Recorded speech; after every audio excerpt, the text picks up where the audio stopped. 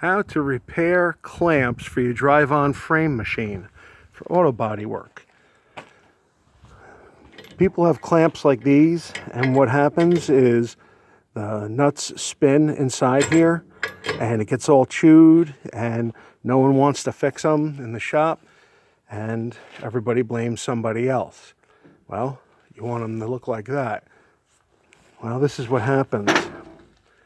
When you take the clamps off, the nuts have chewed this apart and rotated inside of here. The same on this side. Also, clamps are bowed. See them? Bent.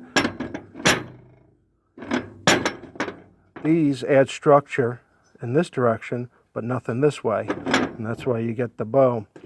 And what I do is I cut the welds right off and take these two pieces off.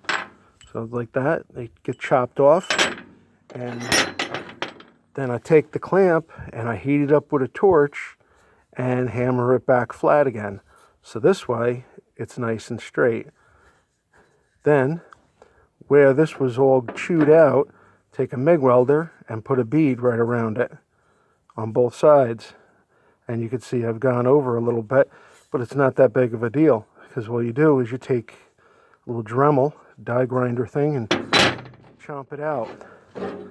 So it ends up looking like this when it's done. Nice and uniform.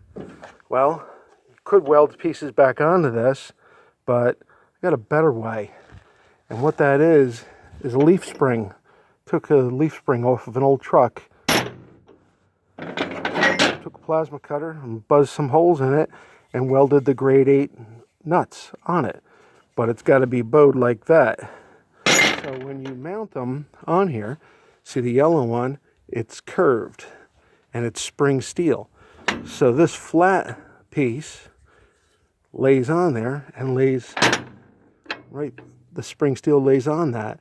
You go to tighten these up, right, and that'll squeeze up in there. Now you can see how that spring steel has an arc to it, which is to your benefit, because when you tighten it down, it goes from the center out on both sides, and it really grips tight.